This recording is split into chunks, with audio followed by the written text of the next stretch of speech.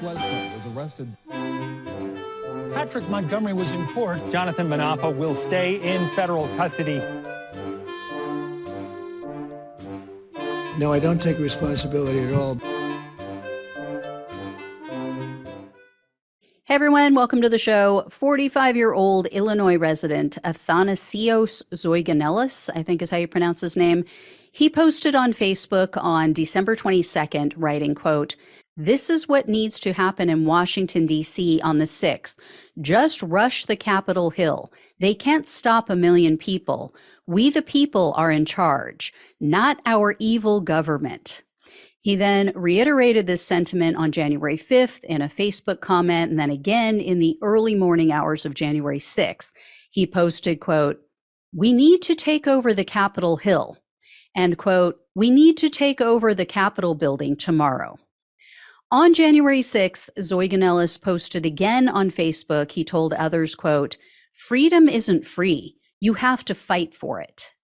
And then he was also seen on the Capitol grounds. He was standing outside a Senate fire exit, and he was holding a large piece of wood. Eventually, that door was breached, and then he was seen on surveillance video illegally entering the Capitol. He was then seen entering the Senate parliamentarian's office and other various restricted areas before he exited the Capitol. He was only inside for about 5 minutes. A couple hours later, a Facebook user asked Zoyganeles if he was okay, and he responded in part, quote, "I was tear-gassed and maced, and they were throwing flashbangs at me, but I still stayed on the front lines. It wasn't easy, but we did it." And then in the days that followed, Zoyganeles posted numerous times on Facebook. He blamed the police for the violence, but then he said things like, quote, "The people showed the government that we will take you out if needed. Are you happy?" And then he said that the Capitol attack was, quote, "fun and exciting." So Zoyganeles was arrested on February 22nd of 2022, and he was charged with entering a restricted building or grounds, 2 counts of disorderly conduct, and parading or demonstrating in a Capitol. In July of 2022, Zoyganeles pleaded guilty to the parading charge, and then 1 month later, he tried to withdraw that plea. Zoyganeles claimed that he discovered new evidence, and he said that it could exonerate him of all 4 counts.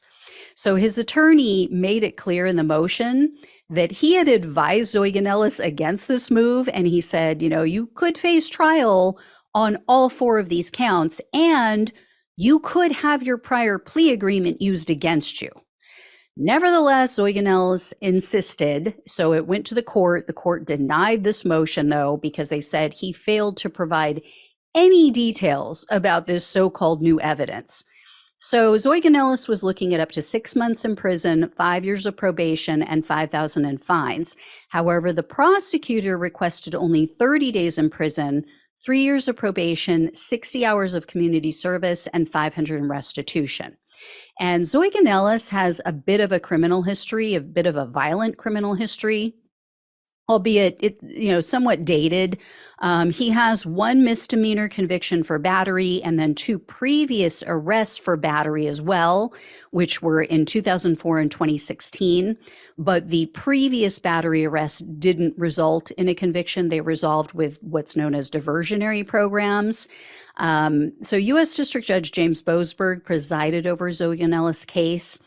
I couldn't locate any details about the sentencing hearing, but Zoyganeles was sentenced to 10 days in prison, 9 months of probation, and $500 in restitution. So a surprisingly weak sentence coming from this judge. He usually gives the prosecutor what they ask for.